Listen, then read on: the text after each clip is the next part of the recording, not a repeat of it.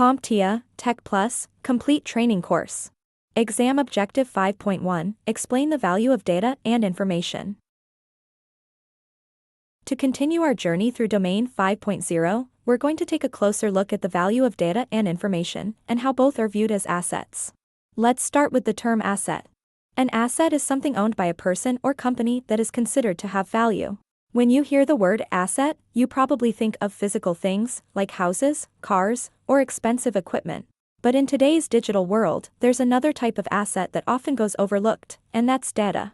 Digital data might seem like nothing more than a stream of zeros and ones. But make no mistake, data can carry significant value. It can reveal customer trends, power decision-making, help optimize business operations, or even support entire industries. Whether it's personal information, proprietary research, or financial records, digital data is often just as valuable, if not more valuable, than many physical assets. And that's why data is now universally regarded as a digital asset. Now that we understand data can be valuable, it's important to recognize that not all data holds the same level of importance.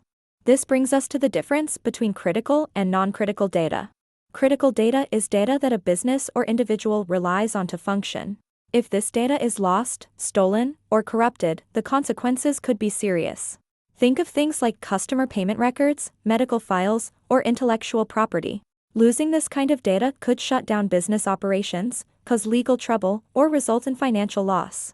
On the other hand, non-critical data might still be useful, but it doesn't impact the core functioning of a system or business if it's lost. Examples might include draft documents, system logs, or outdated reports.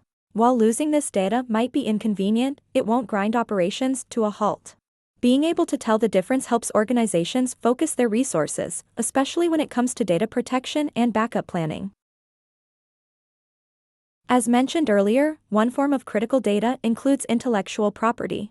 Intellectual property refers to a category of property that includes creations of the human intellect.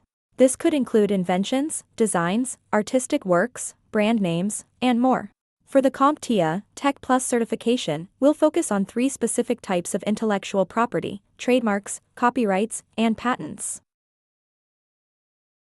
Let's start with trademarks.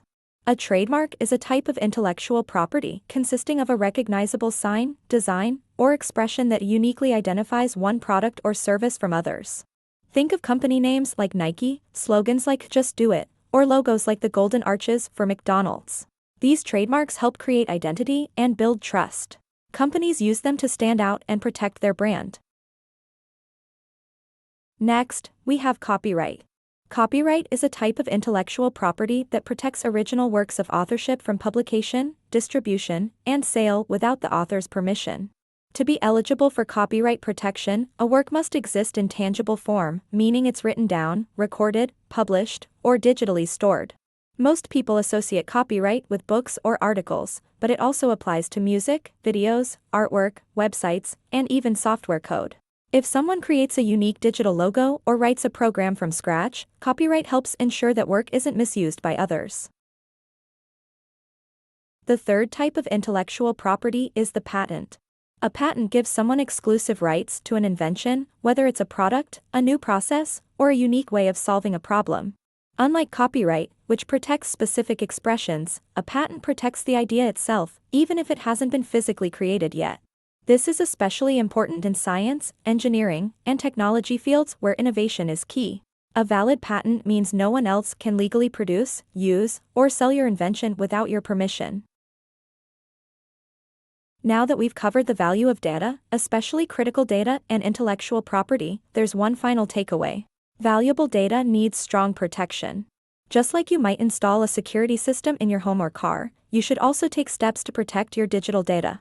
That includes everything from user passwords and personal records to company secrets and intellectual property. The more valuable the data, the more essential it is to invest in security. Think encryption, firewalls, access control, backups, and even physical security measures.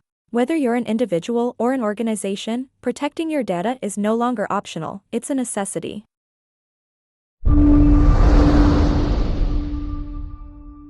Thank you for watching. Subscribe for more great content.